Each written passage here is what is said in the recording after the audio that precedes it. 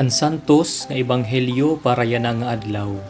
Disyembre 17, tuig 2025. Miyerkules san ikatulo nga semana han Adviento. Kinuha kan San Mateo, kapitulo 1, bersikulo 1, tubtub 17. An basahan han katulinan ni Hesukristo, nga anak ni David, nga anak ni Abraham. Naging amay hi Abraham ni Isaac. Hi Isaac an amay ni Jacob. Hi Jacob an amay ni Juda, nganhan iya mga kabugtuan. Naging amay hi Juda ni Fares ngan Zara, ngan an eroy amo hi Tamar. Naging amay hi Fares ni Esrom. Hi Esrom an amay ni Aram. Hi Aram an amay ni Aminadab. Naging amay hi Aminadab ni Naason. Hi Naason an amay ni Salmon. Hi Salmon an amay ni Boaz, ngan an eroy amo hi Rahab. Naging amay hi Boaz ni Obed, nga an eroy amo hi Ruth. Naging amay hi Obed ni Jesse. Hi Jesse an amay ni Hadi David. Naging amay ni Hadi David ni Solomon, nga an eroy amo an naging asawa anay ni Urias. Naging amay hi Solomon ni Rehoboam. Hi Rehoboam an amay ni Abiya. Hi Abiya an amay ni Asap. Naging amay hi Asap ni Josaphat. Hi Josaphat an amay ni Horam. Hi Horam an amay ni Uziyas. Naging amay hi Uziyas ni Joatam. Hi Joatam an amay ni Akas. Hi Akas an amay ni Ezekias. Naging amay hi Ezekias ni Manases. Hi Manases an amay ni Amon. Hi Amon an amay ni Hosiyas. Naging amay hi Hosiyas ni Heconias, ngan han iya mga kabugtuan han panahon han pagkabihag ha Babilonia. Katapos han pagkabihag ha Babilonia, naging amay hi Heconias ni Salatiel. Hi Salatiel an amay ni Zorobabel. Hi Zorobabel an amay ni Abiyud. Naging amay hi Abiyud ni Eliakim. Hi Eliakim an amay ni Asor. Hi Asor an amay ni Sadok. Naging amay hi Sadok ni Akim. Hi Akim an amay ni Eliud. Hi Eliud an amay ni Eliasar. Naging amay hi Eliasar ni Matan. Hi Matan an amay ni Jacob. Hi Jacob an amay ni Jose, an bana ni Maria, nga tikang haiya na tawo Jesus, nga gingangaranan nga Mesiyas.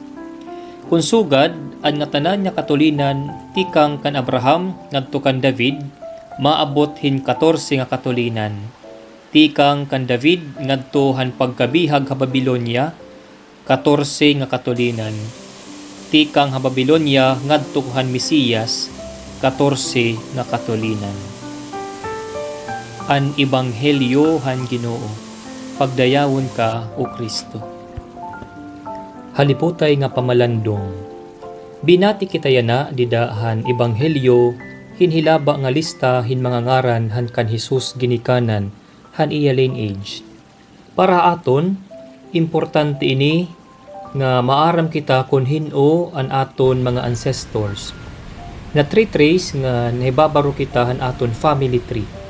Inaagi ini na a-identify naton ang mga sakit, ang mga behavior, ngan causes han kamatay nira, nga bangin aton liwat na mana.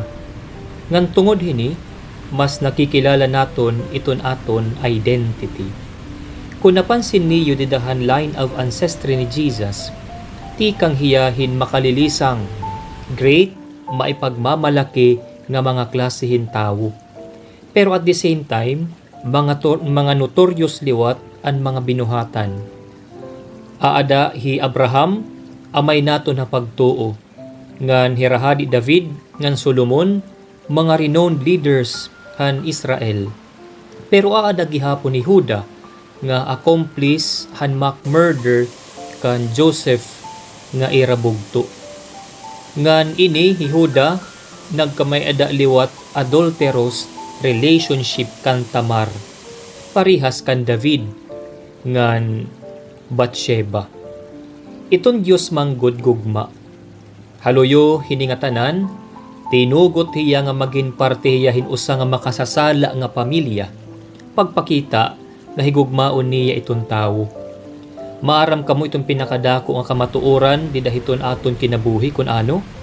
Iton kamatuoran nga haluyo hiton aton ka makasasala.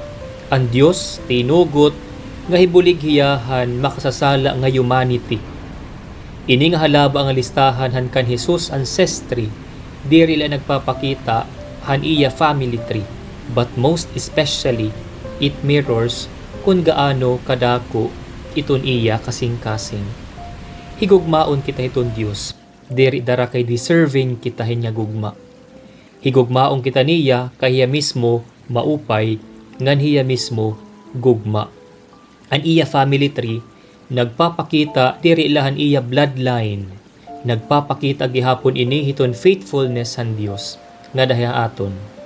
Iton gugma hiton Dios triumphant permi over our human weakness and hopelessness. Han kahimo nga tawo ni Jesus, ginpili han Dios nga tawagon hiya nga Emmanuel, nga iton karuyag sidngon ang Dios aaniha aton. He knew the importance of the gift of presence. Ginbuhat niya ini pagpahinumdum haaton nga kaupod naton permi iton Dios. This is the mystery of Christmas. Asya ini iton misteryo hiton kalipay hiton Pasko. Haluyo hiton ka makasasala hiton tawo. Nga kinita naton han family tree ni Jesus. God still chose to come near us. He chose to dwell among us. Bisan pa man ano an nahimo han aton mga past, han aton naglabay, God meets us where we are and loves us right there. Sanglit iton aton pag-ampo, stay with us Lord. Hold us in your arms and never let us go. Amen.